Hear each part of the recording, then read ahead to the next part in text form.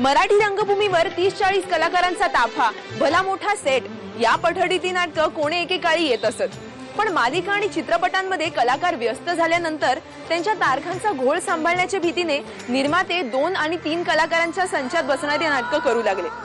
हे सगळं इथे सांगण्याचं कारण म्हणजे याच पठडीतलं नाटक बऱ्याच दिवसांनी रंगभूमीवर आले.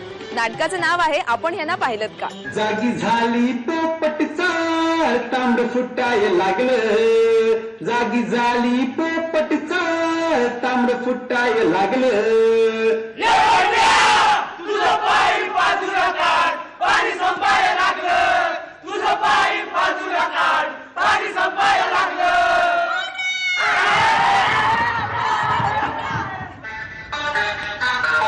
काका, शिल्पा शेट्टीची योगासन म्हणजे जोश भरपूर नाही का महाराज. महाराज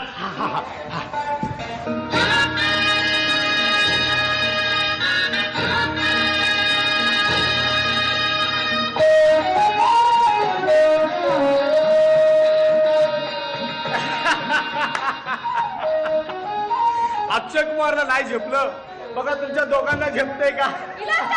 आलो आलो आलो काकी, आलो आलो आलो. वैजनाथ चौघुले लिखित या नाटकाचं सहलेखन आणि दिग्दर्शन केलंय डॉक्टर लवेश जाधव यांनी. एका चाळीत घडणाऱ्या या नाटकात वैजनाथ चौघुले, नीलांबरी केणी, तृप्ती पवार, राज घोलप यांच्यासोबत अनेक कलाकारांची मोठी फौज आहे. चिंता करू नको, नावाची ही वाट चुकलेली गाय कधी काळी वासराच्या ओढीनं परत येईलच. वाट बघ. म्हणा तुमच्या फोटोत मी कधी हार घालत नाही का साधी अगरबत्ती लावत नाही. तुमचं महाड पण मी घालीत नाही. पण आता तुमका येऊचाच लागता भाऊजी. अहो येळच तशी. हे एक फारसिकल कथानक आहे. एका कथानकातून अनेक उपकथानकांची मांडणी करत घडणारा गोंधळ आहे. आणि हा गोंधळाचं टायटल आहे आपण यांना पाहिलत का. यात प्रत्येक दृश्य, प्रत्येक पात्र कुठल्या ना कुठल्या तरी गोष्टीचा शोध घेत आहे. अशा प्रकारचं एक कथानक आहे. आणि तो शोध घेताना ज्या काही गमती घडतात त्या गमतीजमतीचा लेखाजोखा म्हणजे आपण यांना पाहिलत का. आता चिंगीला फोन लावे. चिंगी बिचारी अविचारी आपल्या विधवा मावशीकडे राहते. तर चिंगीची गावी गेली मावशी, बंड्या चिंगीला हात लावशी लावशी. महाराज महाराज बसा बसा बसा, तिकडे बसा बसा, तुम्ही बसा. महाराज, चिंगी येईपर्यंत दार उघडे ठीक. हा ठीक. एकदा का ती आत आली की डोळे बंद. अरे हे कसं काय ठीक. आता एवढा काय तो उपकार करावा महाराज. शेवटी पळून गेलेल्या बापाचा आणि जळून मेलेल्या आईचा हा मुलगा तुमच्याच सल्ल्यामुळे काका काकीच्या घरात भाकऱ्या तोडतोय. हो, नाहीतर बसला असता गावाकडे म्हशीचं शेण काढत. बरोबर, अगदी बरोबर. आता एखाद्या चांगल्या नोकरीला चिटकवलं ना की टेन्शन खल्लास हो. नाही तर काकांच्या रिटायरमेंटचा पैसा किती दिवस पुरणार आहे. तो पण चुलत चुलत चुलत चुलत चुलत.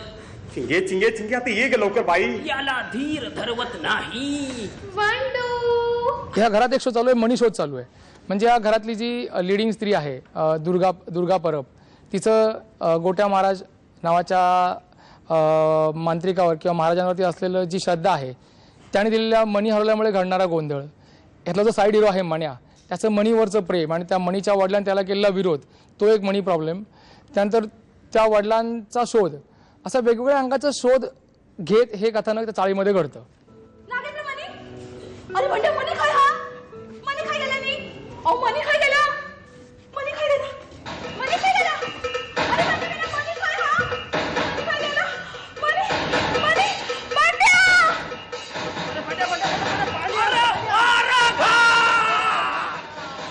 मी या नाटकामध्ये गोट्या महाराज गोगल्याचं कॅरेक्टर करतोय.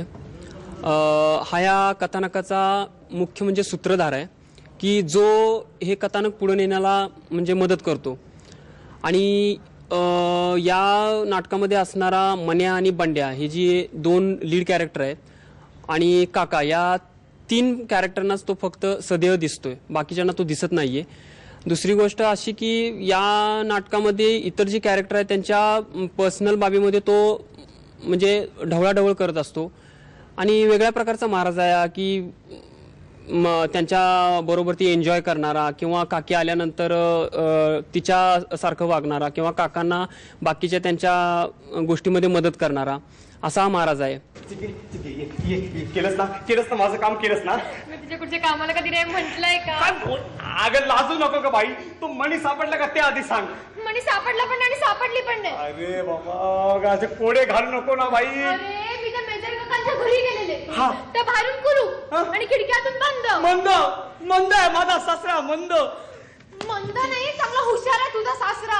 त्या तात्यांच्या घरी जाऊन त्यांना घेऊन येतो असं बडबडत गेलं मगाशी तू. सर्वजण एकत्र येऊन काम करणारी मुलं आहेत आणि त्यांनी मिळून हा स्टेज तयार केलाय आयोरा, ज्याच्यासाठी सपोर्ट म्हणून नीलमंगलने आम्हाला फार चांगला सपोर्ट केलेला आहे आणि हे फार यशस्वीरित्या आम्ही ते पुढे आणलेलं आहे. याच्यातले कलाकार तुम्ही प्रत्यक्ष जेव्हा पाहाल तर नक्कीच म्हणाल नवेत पण छावेत.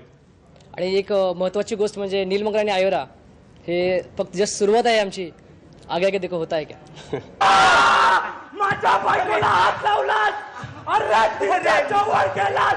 तिला स्पर्श केलास. तुमची मदत कशी झाली तात्या. मला शिकवाना तात्या. मला शिकवाना तात्या. मला शिकवाना. बऱ्याच दिवसानंतर एक उत्तम फार्स अनुभवायचा असेल तर हे नाटक पाहायला काहीच हरकत नाही.